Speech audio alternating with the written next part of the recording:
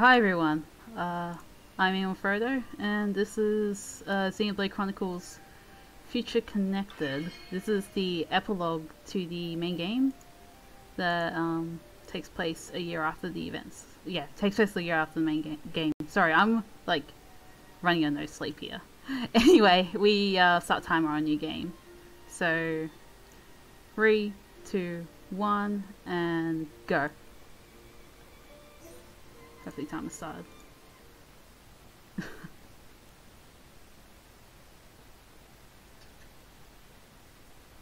Right, cool. So, yeah. Our first instance here is we need to change the difficulty to casual because the game will be too hard otherwise to complete in under 45 minutes.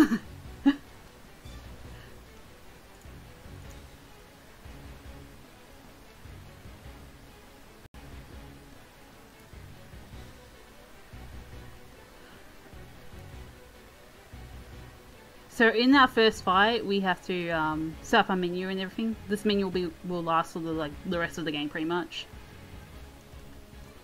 So what we're going to do here is, okay, good, we main menu, and we adjusted our characters, and we got someone nice, cool, very smooth menu. Oh no, he's going to aggro onto me easy. Look, I understand that he's angry here, but no. Okay, where is the wolf? There we go. Nice. Blitz them. Yeah, so that's the first part of the game. And then we have to wait a little bit until the game loads up the next part. So if anyone's wondering what this particular area is of Xenoblade Chronicles, it is actually the Barner's Shoulder, which was meant to be in the original game, but they scrapped it because yeah, they couldn't develop it in time. But for Definitive Edition, which just came out in May 29th, which is just over a month ago, they repurposed the Barner's Shoulder to be the main location for the epilogue. Anyway, we're going to jump here in order to not be stopped as we take damage. And that's just a slight bit of movement optimization. But yeah, the Xenoblade community has really optimized this short epilogue on the lowest difficulty.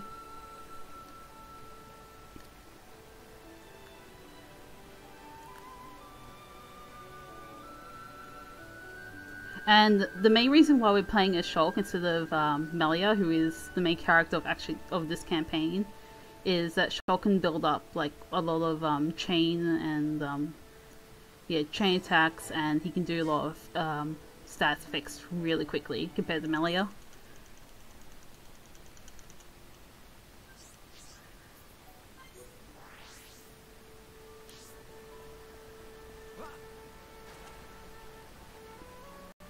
And if you're wondering who Nene is Ricky's daughter. Ricky is a party member from the main game, and yeah, Nene is his daughter, and Nene has pretty much the movesets of Ryan. Not the birthday boy in chat, but yeah, yeah, very similar moveset to Ryan.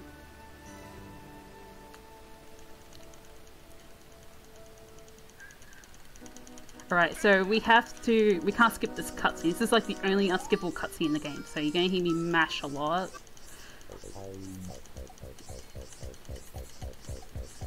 So this cutscene though introduces the Pond Spectres that replace the chain attacks in this game.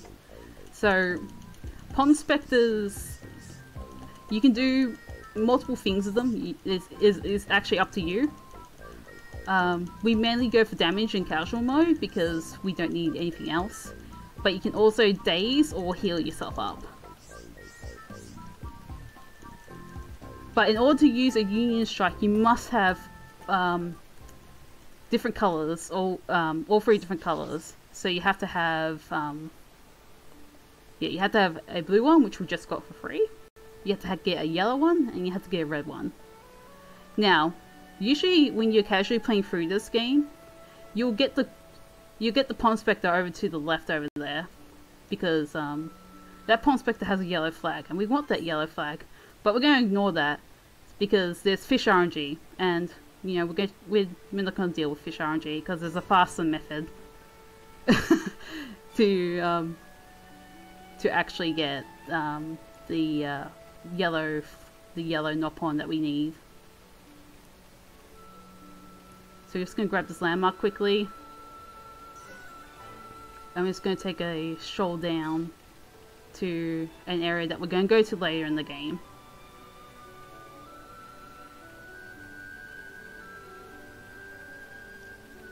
This particular stroll can be a little bit dangerous, but hopefully I can mitigate it. But another thing too that I have to explain about the game is that apart from... you actually do not have visions in this game. So the game does not pause at any point to give you an impending vision of a future attack. So it means that you don't know if an enemy is going to lethally kill you, because that's when visions usually occur, when you're at lethal range.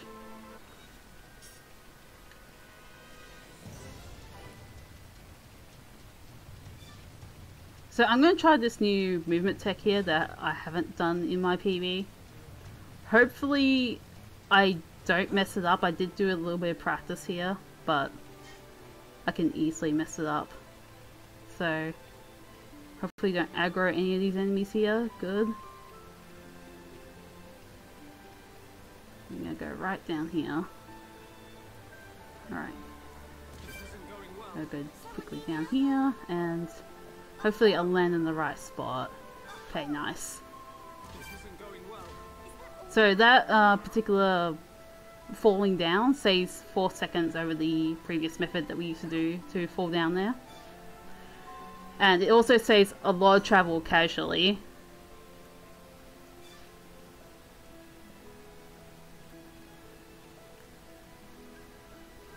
So usually we go to this area like towards the end of the campaign where we have to collect ether, but the only thing that we have to do now is basically like grab the landmarks.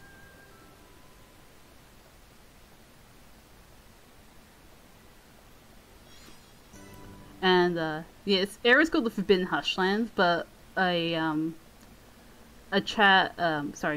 someone in my chat accidentally misread it as the Forbidden Husband, and it's kind of stuck with the community since.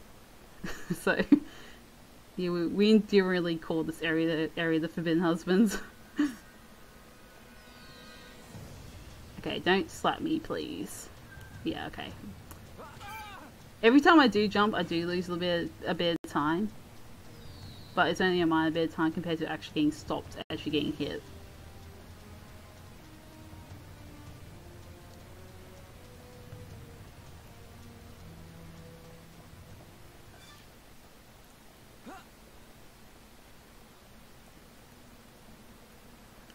So we're just going to go here. Now, you might be wondering, why don't we go further on and collect the other landmark that's further in?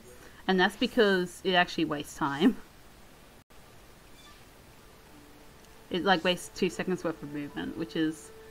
It sounds pretty minor, but considering like we've already like done a lot of optimizations with this category of the game, it's like very important that we get those little tiny bits of optimization.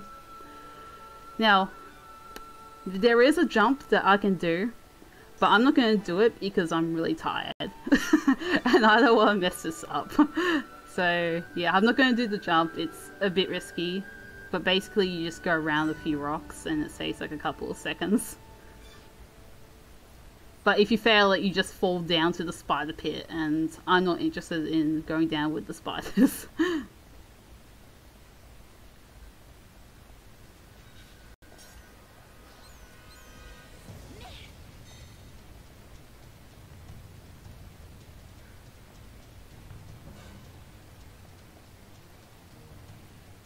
She's not in this. The only party members you get to control are Shulk, Melia, Nene, and Kino. Kino is the other new character. We don't use him in the speedrun because he basically has Sharla's moveset, and if you don't know who Sharla is in the main game, yeah, basically she's not very good, and neither is Kino's moveset. But basically he's a healer. And we don't want to use Kino. Kino is another child of Ricky's. And he aspires to be Herapon like his father. Not sure how he's going to do it with a healing rifle, but it's an admirable goal. In the very least.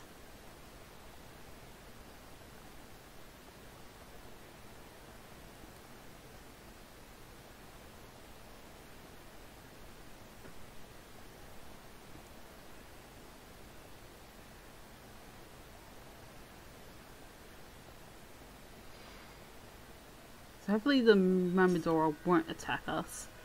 We've had issues with Myrmidoras in the past, but that's because of fish RNG.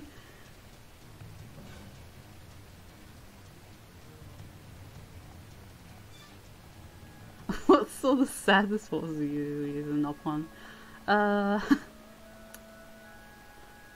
this game does, but Nene is actually pretty good, so. Yeah, I like Nene when she comes in clutch.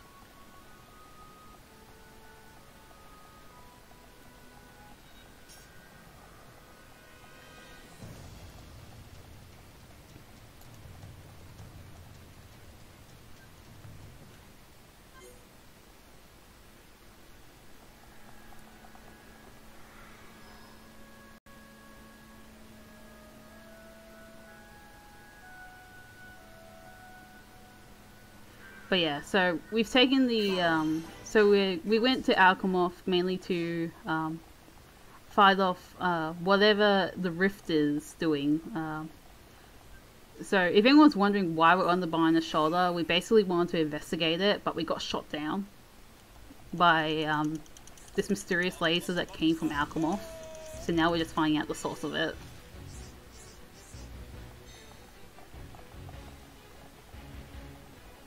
Unfortunately, I got like bad RNG with the text there.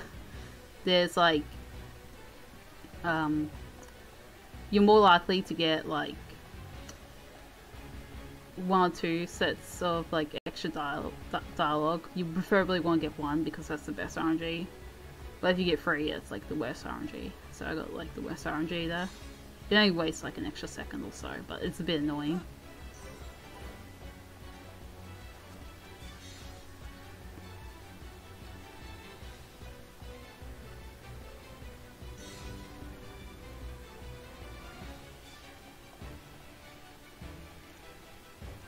So we go back to the Fountain of Eternity because it turns out it actually saves like 2 seconds of just walking around.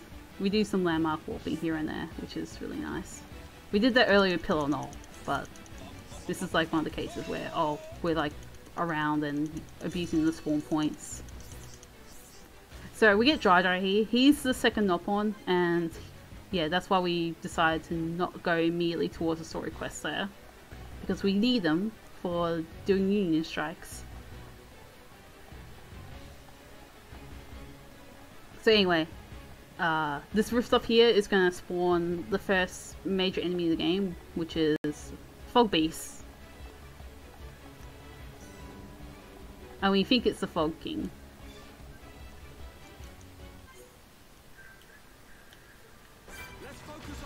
Alright, so we get a little battle tutorial because it's technically our first fight, which is a little bit weird considering it is technically like a mini boss fight here. Alright. Ah, I didn't get defense down, that's a bit unfortunate.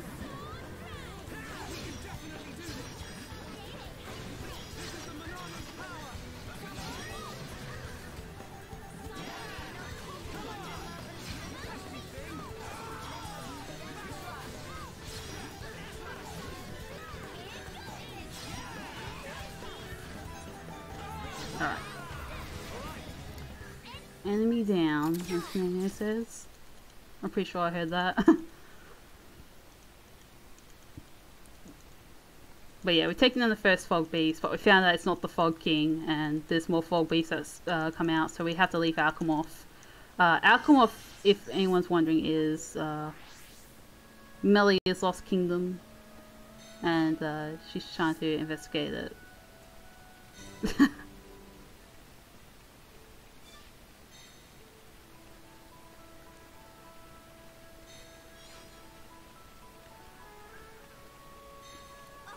So we get a suggestion to go to Tielin's laboratory, which is just over here. And it turns out that Melia's goodness, how do I describe her? Melia's not quite sister, but close enough. They share the same brother, basically. But yeah, it's complicated. Is there? Her name is Saria, and she's helping Teal do her research. And they tell the group to go to Grandel, which is the town where all the people are.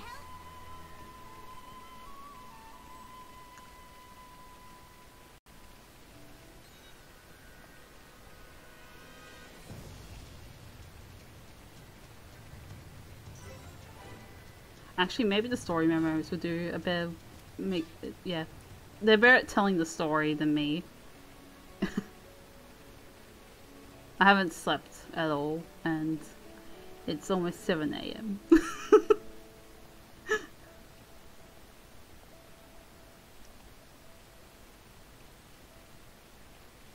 But yeah, that is the plot, as we currently know it.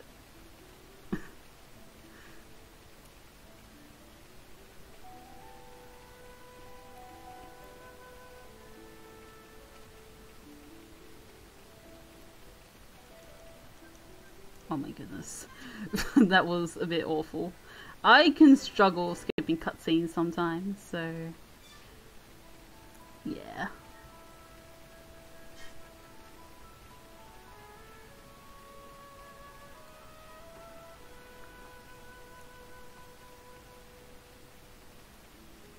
So you might be thinking, when do we get this yellow Nopon? We're still missing that yellow Nopon in order to do Union Strikes. Well, we're going to get him pretty soon. His time save actually comes twofold as well, which is pretty sick. The twofold thing will be explained a bit later though. Well, the second part of it anyway.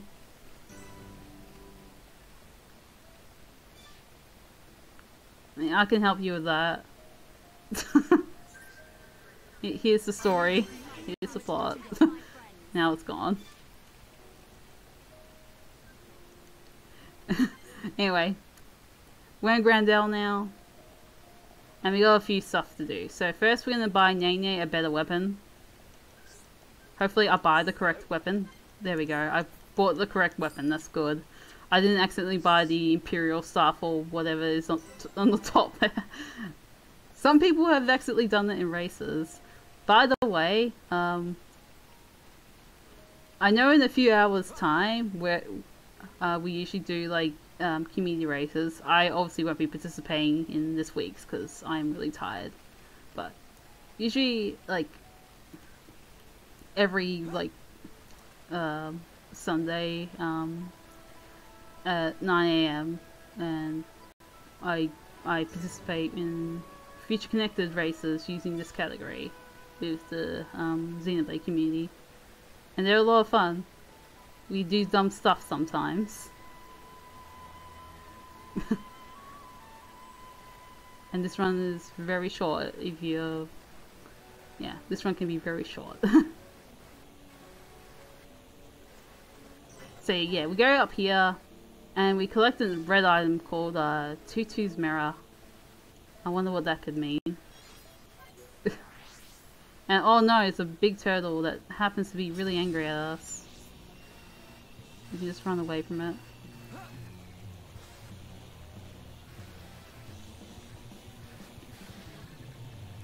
And who might that be?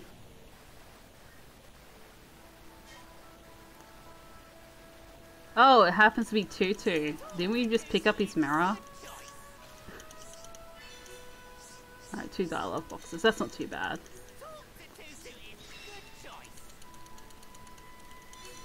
And yeah, we just got our yellow knock-on and we got our full Union Strike ready to go.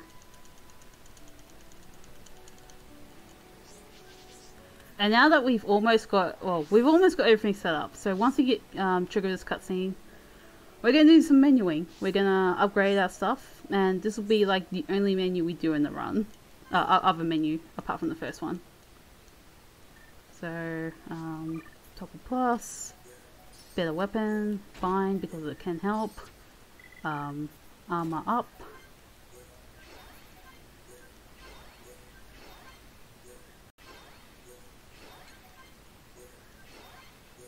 Sun Bolt once. We have Summon Flare twice because the dot damage is really effective.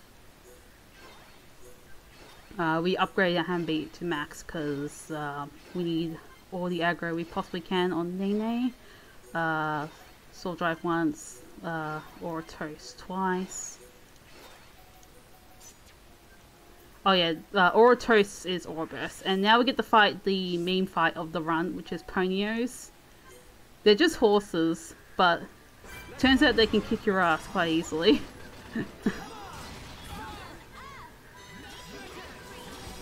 Oh no. Hello? You're not turning the other way?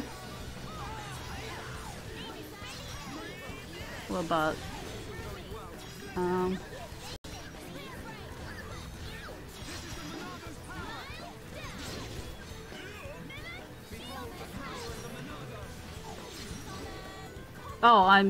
Oh, fortunately, I do have a bar, so I can get picked up.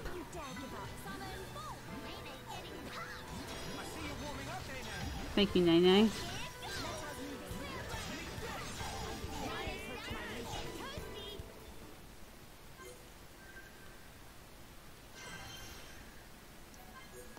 Oh, what's happened? Oh. Oh, Nene, yeah, that's the name of the Nopon. She's pretty awesome.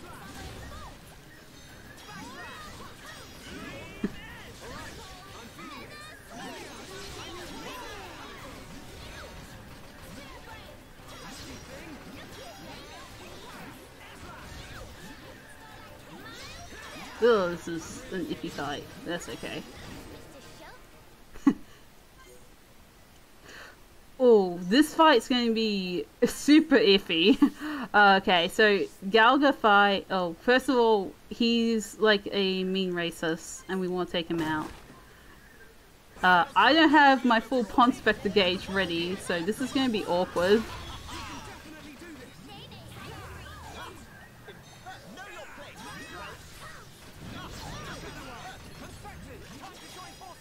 Somehow that did not end up badly. At least I hope so. Nice. So Pond Spectre gauge, you activate a Union Strike, which is a QT event. Wow. Okay. Well, he just instantly died. Yeah. So Pond Spectres are really powerful in casual mode. It is the lowest difficulty, so you kind of would expect that. And wow, that went well. That surprisingly went well, despite me not having enough gauge at the beginning of the fight. Usually it's really dangerous if you don't have enough gauge at the beginning of the fight. He just like murders you. But luckily he didn't do anything too harmful for me. So yeah, surprisingly good fight otherwise.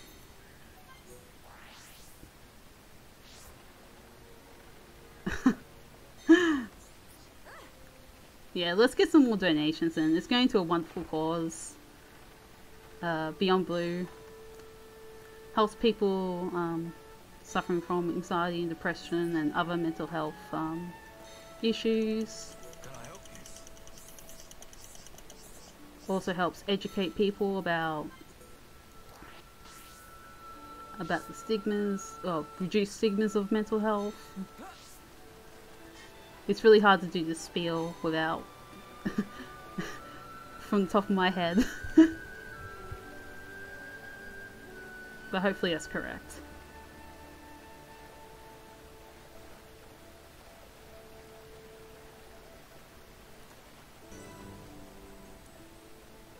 But yeah, it is a wonderful cause, and it helps so many people in Australia. Okay, oh, can't believe I jumped there. But yeah, so we talked to a couple of people there and we found out the location of the ether. Now the game tells us to go back to Ransom to say like, okay, you've done that quest, now go there, but you don't have to go back to them. Instead you can just like go here. So first of all, we aggro the spider's nest there in order to keep our HP low. And this is for a quick death that's coming up. Hopefully I can pull it off without dying too early. Now I also want to hit a landmark, which is very important that I hit that.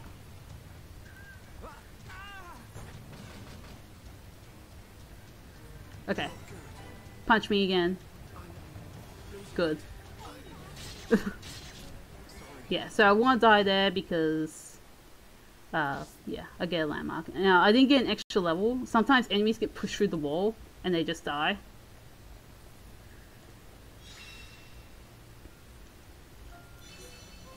Okay, cool.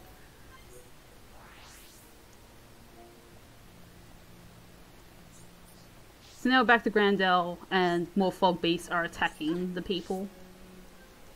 So we gotta take care of them. This particular fog beast fight can go wrong if I do not break this fog beast in time, so hopefully I get to break it.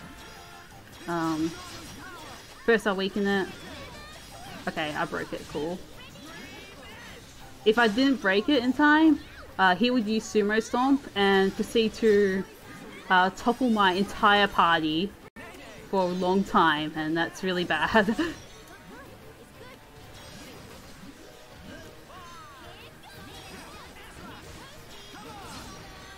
Ah, dang, too slow. I was trying to get another defense down. I really got weakening now, that's not good.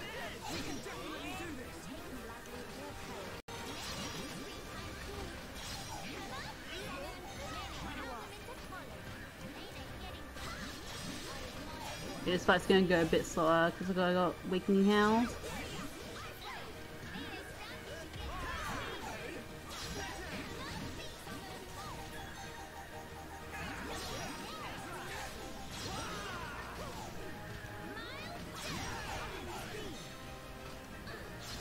But sort of fight otherwise. At least I didn't get sumo stomped, which is the main thing. So we built up gauge, and now we're going to fight this huge spider.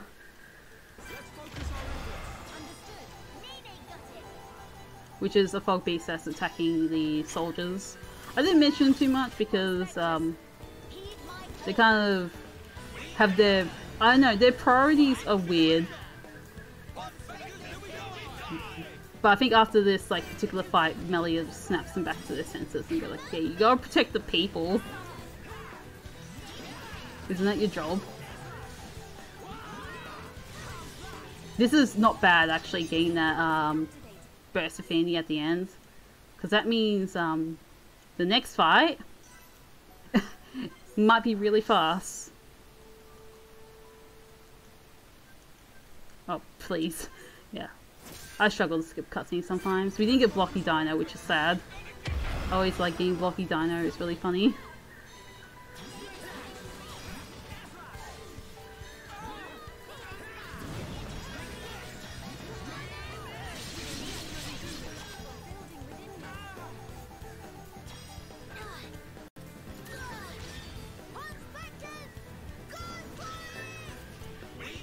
But yeah, I didn't mention also that the character you get depends on the timings of your the action commands in the Union Strike. So depending on what character you get, it might be easier or harder. And yeah, we purposely don't like get perfect QTEs because we want to get gauge for Dino.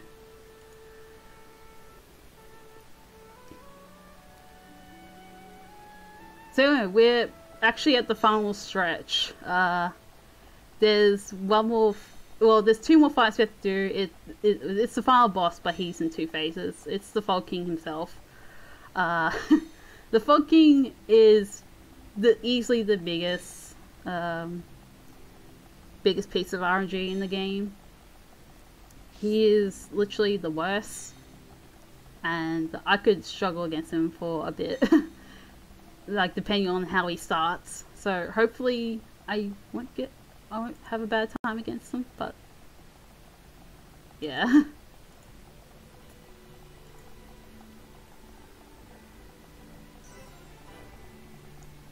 I won't be at level 66. Sometimes you could be at level 66 with Fog King, well sometimes you'll be at level 65.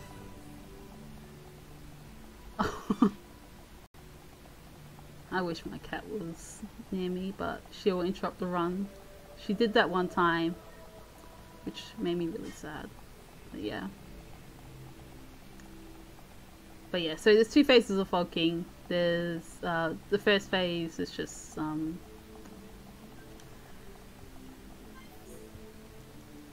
the first phase isn't too bad, but the second phase is really bad. Let's focus our efforts. Understood.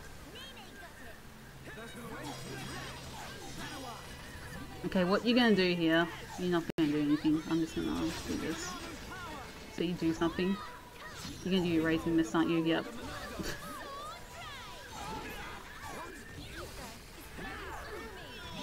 Alright, cool, mischarge.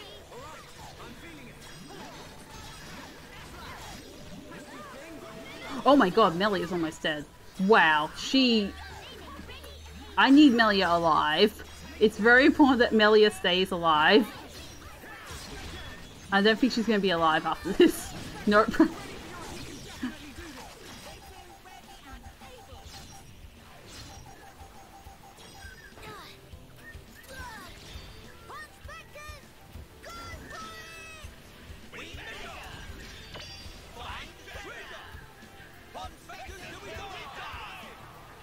I can't believe I'm getting these excellents.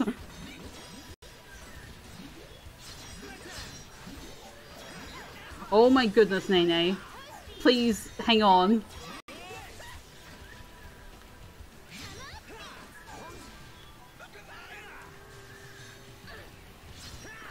Please, just turn around. No, he isn't. Alright, so this is the second phase. Hopefully nothing bad happens. When his HP bar disappears is when time is.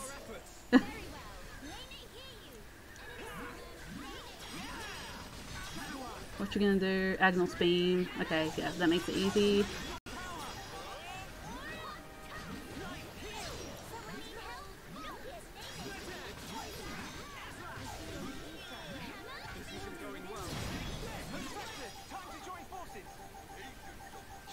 Raise miss. That's not good.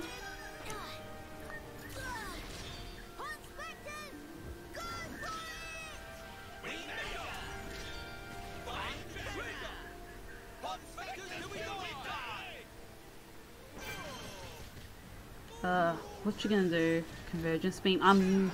Oh, Melia just saved me. Oh my goodness. Oh. Eternal Burst when he's aggroed on you is the worst. Please look at Nene. I didn't get Burst of Nene. That's not too bad though. I can get the rest because there's not much left of the bar to go. Okay.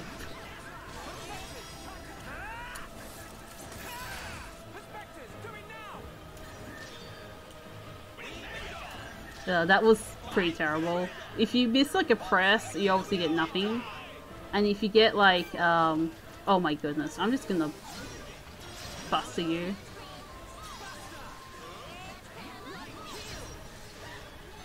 I was hoping the Starlight Kick worked. And time.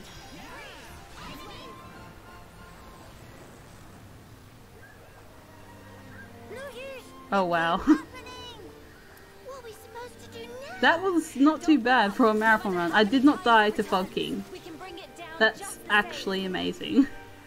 Our future must be kept safe.